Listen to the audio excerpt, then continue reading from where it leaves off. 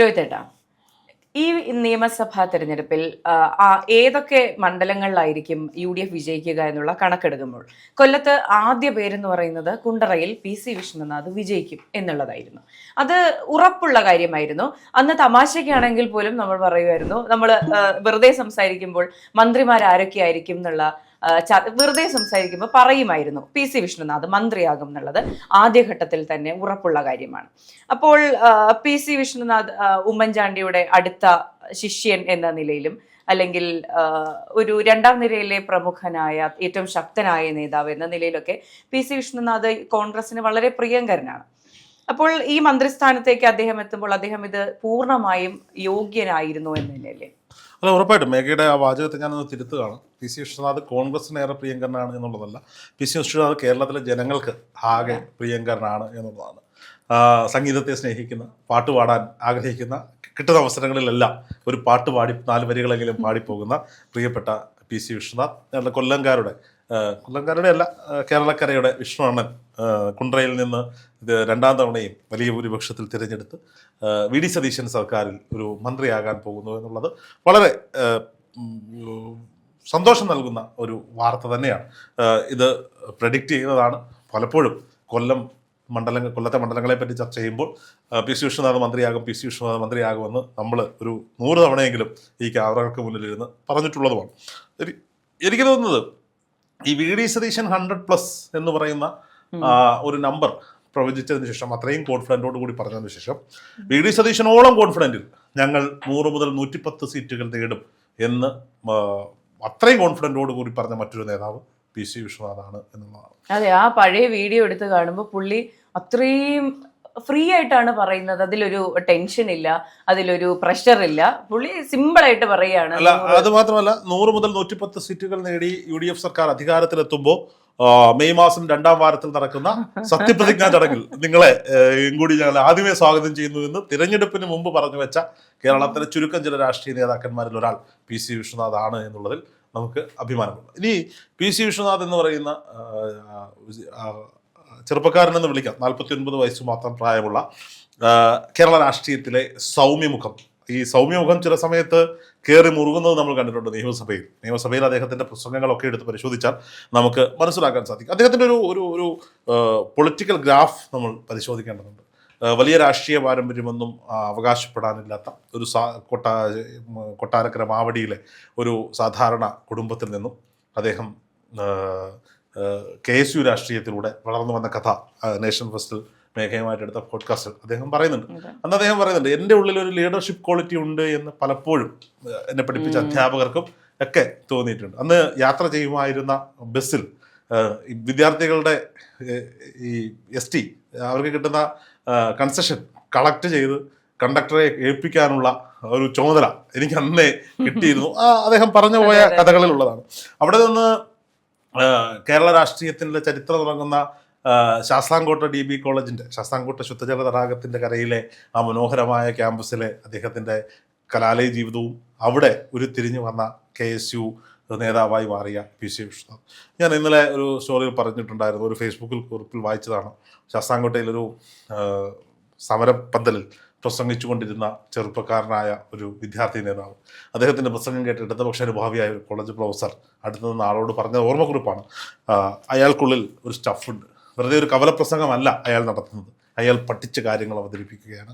അയാൾ നാളെ രാഷ്ട്രീയ കേരളത്തിൻ്റെ ഭാവി വാഗ്ദാനമാണ് എന്നിട്ട് നമുക്ക് ഒരുപാട് പേർ ഈ കലാലയ രാഷ്ട്രീയത്തിലൂടെ വളർന്നു വരുന്നുണ്ട്. ചിലതൊക്കെ പെട്ടെന്ന് മറ്റു മേഖലകളിലേക്കൊക്കെ വേർതിരിഞ്ഞ് പോകുന്ന സാഹചര്യം ഉണ്ടാകും. പക്ഷേ രാഷ്ട്രീയത്തിൽ തന്നെ അടിയുറച്ചു നിന്നുകൊണ്ട് മുന്നോട്ട് പോകാൻ എല്ലാവർക്കും ഒരു പ്രേരണയാകുന്നൊരു നേതാവ് എല്ലാവരുടെയും ജീവിതത്തിലുണ്ടാകും. അത്തരത്തിൽ PC വിശ്വനാഥിന് പ്രേരണയായത് യശശരീരനായ കേരള രാഷ്ട്രീയം ഒരിക്കലും മറക്കാത്ത പേരായ ഉമ്മൻചാണ്ടിയാണ് എന്നുള്ളതാണ്.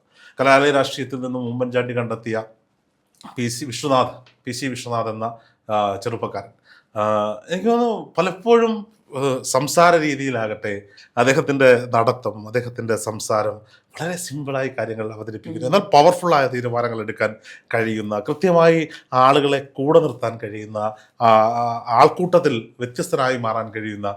ഇപ്പൊ പി സി വിഷ്ണുവിന്റെ ഹെയർ സ്റ്റൈലൊക്കെ കാണുമ്പോൾ തന്നെ എനിക്ക് ഉമ്മൻചാണ്ടിയുടെ ഹെയർ സ്റ്റൈലിനോട് മാനറിസംസ് ഒക്കെ കാണുമ്പോൾ നമുക്ക് അങ്ങനെ തോന്നുന്നു, നടത്തം, തിരിഞ്ഞു നോക്കുന്നത്, ചിരിക്കുന്നത് കാണുമ്പോൾ. ഒരു രാഷ്ട്രീയ ഗുരു എന്നതിനപ്പുറത്തേക്ക് അദ്ദേഹത്തിന്റെ ജീവിതത്തിൽ അടിമുടി ഇൻഫ്ലുവൻസ് ചെയ്തിട്ടുള്ള ആൾ ഉമ്മൻചാണ്ടിയാണ് എന്നുള്ളത്. അതിനുമപ്പുറത്തേക്ക് ഷാഫി പറമ്പലിനെ പോലെയുള്ള ആളുകളെ കൈപിടിച്ചുയർത്താൻ, താൻ വളരുന്നതിനൊപ്പം തനിക്കൊപ്പം താൻ കൊണ്ടുവന്ന നേതാക്കന്മാരെ വളർത്തിയെടുക്കുന്നതിൽ, ചെറുപ്പക്കാരെ വളർത്തിയെടുക്കുന്നതിൽ ഉമ്മൻചാണ്ടി കാണിച്ചിരുന്ന അതേ വ്യഗ്രത പി സി വിശ്വനാഥൻ കാണിച്ചിരുന്നു എന്നുള്ളതാണ് ഷാഫി പറമ്പലിനെ പോലെയുള്ള നേതൃത്വത്തെ നമ്മുടെ മുന്നിൽ നിൽക്കുമ്പോൾ നമുക്ക് മനസ്സിലാക്കാൻ സാധിക്കുന്നത്. ഇപ്പോൾ ഷാഫിക്കൊക്കെ പ്രസിഡന്റാണ് വിഷ്ണുവേട്ടൻ. 2006 യൂത്ത് കോൺഗ്രസിന്റെ സംസ്ഥാന അധ്യക്ഷനായി സംസ്ഥാന രാഷ്ട്രീയത്തിന്റെ നേതൃനിരയിലേക്ക് പി സി വിശ്വനാഥ് വരുന്നു. ആ 2006 തന്നെയാണ് അദ്ദേഹത്തിന്റെ കന്നി അംഗം ചെങ്ങന്നൂരിൽ നിന്ന് നിയമസഭയിലേക്ക് തിരഞ്ഞെടുക്കുന്നു. 2006 സർക്കാരിൽ നിയമസഭയിൽ ഏറ്റവും പ്രായം കുറഞ്ഞ MLA ആയി പി സി വിശ്വനാഥ് നിയമസഭയിലേക്ക് എത്തുന്നു. അദ്ദേഹത്തിന്റെ നിയമസഭയിലെയും മണ്ഡലത്തിലെയും ഇടപെടലുകൾ 2011 നടന്ന തിരഞ്ഞെടുപ്പിൽ വീണ്ടും ചെങ്ങന്നൂരിന്റെ പ്രിയങ്കരനായ MLA ആക്കി അദ്ദേഹത്തെ മാറ്റുകയാണ്. VS അച്യുതാനന്ദൻ സർക്കാരിൻ്റെ കാലത്ത് അദ്ദേഹം ചെങ്ങന്നൂരിൽ MLA ആയി തുടർന്നു. 2006 ശേഷം 2011 നടക്കുന്ന തിരഞ്ഞെടുപ്പിലും അദ്ദേഹം ചെങ്ങന്നൂരിൻ്റെ MLA ആകുന്നു. VS അച്യുതാനന്ദൻ സർക്കാരിൻ്റെ കാലത്തും നിയമസഭയിൽ പി സി വിശ്വനാഥ് ഉണ്ടായിരുന്നു. പക്ഷേ 2016 അദ്ദേഹത്തിന്, ഉമ്മൻചാണ്ടി സർക്കാരിൻ്റെ കാലയളവിൽ അദ്ദേഹത്തിന് ചെങ്ങന്നൂരിൽ അടിപതറുന്ന കാഴ്ച കാണേണ്ടി വന്നു. എനിക്ക് തോന്നുന്നു ഈ 2016 മുമ്പ് 2011 തിരഞ്ഞെടുപ്പിന് ശേഷം കൂടുതൽ പ്രതിപക്ഷത്തിരിക്കുന്ന സമയമാണ്. കൂടുതൽ രാഷ്ട്രീയത്തിൽ അദ്ദേഹത്തിന് ചുമതലകൾ ഉണ്ടായിരുന്നു. ഉമ്മൻചാണ്ടിയുടെ ഗ്രൂപ്പുമായി ബന്ധപ്പെട്ട കൂടുതൽ ഉത്തരവാദിത്തങ്ങൾ. അപ്പം മണ്ഡലത്തിൽ കാര്യക്ഷമമായ ഇടപെടലുകൾ കുറഞ്ഞോ എന്നൊരു സംശയം പലപ്പോഴും പി സി വിശ്വനാഥന് നേരെ അവിടെ വന്നിരുന്നു. പക്ഷേ 2016 പരാജയം, ഒരുപക്ഷെ 2016 തിരഞ്ഞെടുക്കപ്പെട്ടിരുന്നെങ്കിൽ ഉമ്മൻചാണ്ടി മന്ത്രിസഭയിൽ മന്ത്രിയാകേണ്ടിയിരുന്ന ആളാണ്. 2016 അദ്ദേഹത്തിന് പരാജിതനാകേണ്ടി വരുന്നു. പിന്നീട് 2021 തിരഞ്ഞെടുപ്പിൽ അദ്ദേഹം കൊട്ടാരക്കര മണ്ഡലത്തിൽ മത്സരിക്കുമെന്ന് പലരും പറഞ്ഞു കേട്ടു. അദ്ദേഹം കൊട്ടാരക്കര മണ്ഡലത്തിലെ താമസക്കാരനായതുകൊണ്ട് തന്നെ കൊട്ടാരക്കര മണ്ഡലത്തിൽ പി സി വിശ്വനാഥ് മത്സരത്തിലെത്തുമെന്ന് പറഞ്ഞു കേട്ടു. പക്ഷേ അവിടെ ഞങ്ങൾക്ക് രശ്മിക്ക് വീഴുന്നു. കുണ്ട്രയിൽ, അതായത് ഇടത് കോട്ടയായ കുണ്ട്രയിൽ സിറ്റിംഗ് MLA യും മന്ത്രിയുമായ JM മേഴ്സിക്കുട്ടിയമ്മയെ നേരിടാൻ പാർട്ടി പി സി വിശ്വനാഥനെ നിയോഗിക്കുന്ന കാഴ്ച നമ്മൾ കണ്ടു. കുണ്ട്രയിൽ പി സി വിശ്വനാഥൻ്റെ പരാജയം എല്ലാവരും പ്രവചിച്ചു. പക്ഷെ വലിയ ഭൂരിപക്ഷത്തിൽ JM മേഴ്സിക്കുട്ടിയമ്മയെ പരാജയപ്പെടുത്തിക്കൊണ്ട് തുടർഭരണം കിട്ടിയ സർക്കാരിലേക്ക് പി സി വിശ്വനാഥ് MLA ആയി വരുന്ന കാഴ്ച നമ്മൾ കണ്ടു. 2021 നടക്കുന്ന തിരഞ്ഞെടുപ്പ്, 2016 തിരഞ്ഞെടുപ്പിൽ പിണറായി സർക്കാരിൻ്റെ മന്ത്രിസഭയിൽ മന്ത്രിമാരായി ഉണ്ടായിരുന്ന എല്ലാ ആളുകളും 2021 ജയിച്ചെങ്കിലും ഒരാൾ മാത്രം പരാജയപ്പെട്ടു. അത് JM മേഴ്സിക്കുട്ടിയമ്മയാണ്. ആ മന്ത്രിയെ പരാജയപ്പെടുത്തിയ കോൺഗ്രസ് നേതാവിന്റെ പേര് പി സി വിശ്വനാഥ് എന്നാണ്. ആ പി സി വിശ്വനാഥ് 2026 തിരഞ്ഞെടുപ്പിൽ മത്സരിക്കാനെത്തിയപ്പോൾ അദ്ദേഹത്തിനെതിരെ മത്സരിക്കാൻ ഒരു സംസ്ഥാന നേതാവിനെ പോലും തയ്യാറായില്ല എന്നുള്ളത് മറ്റൊരു ഘടകം. അവിടുത്തെ കോൺഗ്രസിന്റെ SS സജികുമാർ എന്ന് പറയുന്ന ഒരു കുണ്ട്രയിലെ ഒരു പ്രാദേശിക നേതാവിനെയാണ് അദ്ദേഹത്തിനെതിരെ മത്സരിപ്പിച്ചത്. എങ്കിലും അദ്ദേഹം പ്രാദേശിക നേതാവ് എന്ന നിലയിൽ മത്സരം കടുകട്ടിയായിരുന്നു. എങ്കിലും പി സി വിശ്വനാഥ് ക്യാമ്പിന് 100% ഉറപ്പുണ്ടായിരുന്നു. ജനങ്ങൾക്ക് 100% ഉറപ്പുണ്ടായിരുന്നു. കുണ്ട്രയുടെ MLA പേര് 2026 പി സി വിശ്വനാഥ് ആണെന്നും വരാൻ പോകുന്ന സർക്കാരിൽ പി സി വിശ്വനാഥ് മന്ത്രിയാകുമെന്നും. അപ്പം കുണ്ട്ര വീണ്ടും ഒരു മന്ത്രി മണ്ഡലമായി മാറുന്ന കാഴ്ചയാണ് നമ്മൾ കണ്ടുകൊണ്ടിരിക്കുന്നത്. ഇനി പി സി വിശ്വനാഥിനെ കുറിച്ച് ചുമ്മാ അങ്ങ് പറഞ്ഞു പോയാൽ ഈ 5 വർഷക്കാലങ്ങളിൽ, അതായത് ഞാൻ നേരത്തെ പറഞ്ഞല്ലോ, ചെങ്ങന്നൂരിൽ ഒരു 5 വർഷക്കാലം അദ്ദേഹം വലിയ രീതിയിൽ മണ്ഡലം നോക്കിയില്ല എന്നൊരു ആരോപണം നിൽക്കുന്നു. പക്ഷേ JM മേഴ്സിക്കുട്ടിയമ്മയിൽ നിന്നും പിടിച്ചെടുത്ത ഈ മണ്ഡലത്തെ കണക്ട് കുണ്ട്ര എന്ന് പറയുന്ന ഒരു പദ്ധതി മാത്രം മതി അദ്ദേഹത്തിന്റെ പ്രവർത്തനത്തെ വിലയിരുത്താൻ. ഇപ്പൊ VD സതീശൻ പറയുന്ന ചില കാര്യങ്ങളുണ്ട്. പറവൂർ മണ്ഡലത്തിൽ അദ്ദേഹം ചെയ്ത കാര്യങ്ങൾ 140 നിയോജക മണ്ഡലങ്ങളിലും ഇംപ്ലിമെന്റ് ചെയ്യാൻ പറ്റുന്ന ചില പദ്ധതികളായി വിലയിരുത്തപ്പെടാറുണ്ട്. അത്തരത്തിലാണ് ഈ കണക്ട് കുണ്ട്ര പോലെയുള്ള പദ്ധതികൾ 140 നിയോജക മണ്ഡലങ്ങളിലും ഇംപ്ലിമെന്റ് ചെയ്യാൻ പറ്റുന്ന പദ്ധതികളാണ്. വിദ്യാർത്ഥികളെയും ചെറുപ്പക്കാരെയും പ്രായമായവരെയും എല്ലാവരെയും ചേർത്ത് പിടിച്ചുകൊണ്ടും പലതരത്തിലുള്ള പദ്ധതികൾ വിഭാവനം ചെയ്തുകൊണ്ടും മുന്നോട്ട് പോകുന്നു. കുണ്ട്രയ്ക്ക് ചില ഗ്യാരണ്ടികൾ പി സി വിശ്വനാഥ് നൽകിയിരുന്നു. അത് പള്ളിമുക്ക് റെയിൽവേ ഓവർബ്രിഡ്ജ് അടക്കമുള്ള പല പദ്ധതികൾ. ഇനി അതിൽ എടുത്തു പറയേണ്ട ചില കാര്യങ്ങളുണ്ട്. ഈ ആരോഗ്യ മേഖലയിൽ അദ്ദേഹം നടപ്പിലാക്കിയ ചില കാര്യങ്ങളുണ്ട്. അവിടുത്തെ താലൂക്ക് ആശുപത്രി അടക്കം പല കാര്യങ്ങൾ. എങ്കിലും ബസ് ടെർമിനലും ഈ റെയിൽവേ ഓവർബ്രിഡ്ജും ഒക്കെ അദ്ദേഹത്തിന്റെ പ്രഥമ പരിഗണനയിൽ ഉണ്ടായിരുന്ന പദ്ധതികളായിരുന്നുവെങ്കിലും ഒരു പ്രതിപക്ഷ MLA എന്ന നിലയിൽ അദ്ദേഹത്തിന് അവിടെ ചില പ്രതിസന്ധികൾ നിലനിന്നിരുന്നു. 10-15 വർഷക്കാലം മന്ത്രിമാരായിരുന്ന MA ബേബിയും മേഴ്സിക്കുട്ടിയമ്മയും ഒക്കെ വിചാരിച്ചിട്ട് നടക്കാത്ത ഈ റെയിൽവേ ഓവർബ്രിഡ്ജിന്റെ പദ്ധതിക്ക് തറക്കല്ലടിയിൽ വരെയുള്ള പദ്ധതിയിലേക്ക് കഴിഞ്ഞ 5 വർഷം കൊണ്ട് പി സി വിശ്വനാഥൻ എത്തിച്ചു.